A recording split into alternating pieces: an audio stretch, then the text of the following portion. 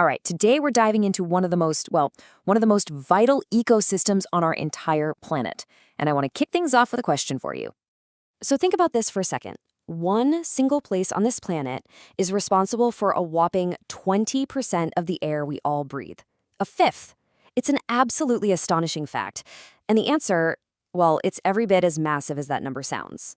You guessed it, the Amazon rainforest. And look, this place is so much more than just a jungle. It is a living, breathing system that literally affects the entire globe. So let's get into it. Let's really explore this incredible, world-shaping place. Okay, first things first. Section 1, Mapping the Amazon Giant. We really need to get a handle on just how enormous this place is. Honestly, its sheer scale is kind of hard to wrap your head around, but let's try to put it into perspective. So the Amazon isn't just contained within one country's borders. No way. It's a continental force stretching across 9 different nations in South America. Now, Brazil holds the biggest chunk, for sure, but its reach extends deep into countries like Peru, Colombia, and several others. So let's talk numbers. The rainforest covers about 5.5 million square kilometers.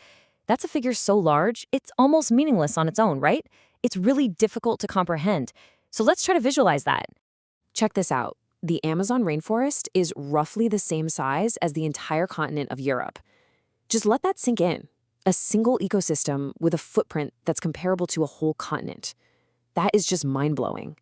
And flowing right through the heart of this vast green expanse is its lifeblood, the Amazon River. Now, it's not the longest river, but by the sheer volume of water it carries, it is the undisputed largest river on the entire planet, hands down.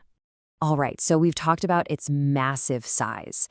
Let's now look at the incredible life it supports. This brings us to Section 2, a world of incredible life. The Amazon is quite literally Earth's richest hub of biodiversity. It is just buzzing with life.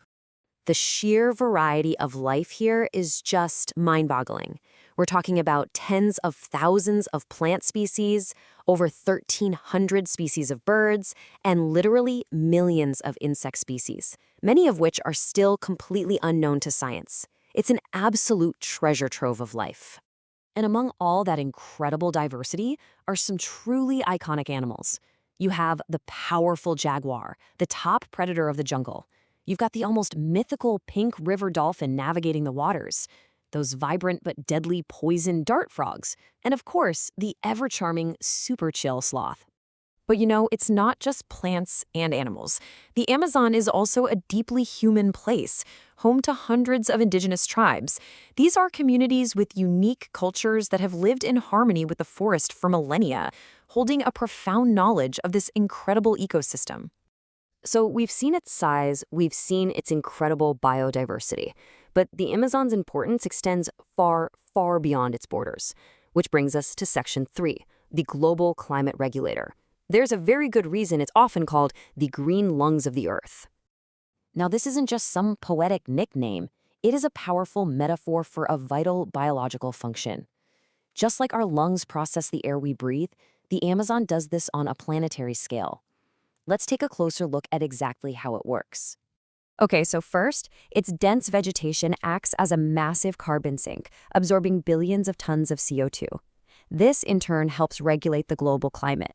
And third, and this is pretty wild, it actually influences rain cycles across the world by creating what scientists call flying rivers, vast currents of water vapor that affect rainfall patterns thousands of miles away. But, and this is a big but, this critical system, so vital to our planet, is in serious danger. We can't talk about the Amazon's beauty and importance without also confronting the serious threats it faces. So, Section 4, an ecosystem under threat. The threats are numerous, and they're all connected. You've got massive deforestation for things like cattle ranching. You've got illegal logging operations. You've got huge forest fires.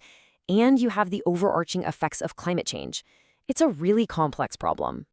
And the rate of loss is just staggering. Thousands upon thousands of square kilometers of this vital rainforest are just gone year after year. And it's not just about losing trees.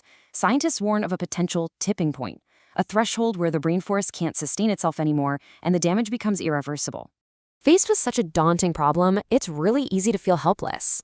But the future of the Amazon isn't just a regional issue, it's a shared global responsibility. And that brings us to our final section, our shared responsibility. The good news is, there are things we can all do. This quote really captures the essence of the whole issue. The benefits of the Amazon, its oxygen, its climate regulation, its biodiversity, they're shared by everyone on Earth. So its protection is a duty that really falls to all of us. So, what can you do? Well, it's important to remember that small actions, when we all do them, can have a huge impact. Things like reducing your paper consumption, choosing sustainable and eco-friendly products, and simply spreading awareness, just talking about this issue, are all really meaningful steps. So I'll leave you with this one final thought. That metaphor of the planet's lungs is powerful for a reason. It frames the existence of the Amazon in terms we can all understand: survival. So the question is, if the Amazon is our planet's lungs, what will happen when we can no longer breathe? It's a question that affects every single one of us, and one we really need to answer together.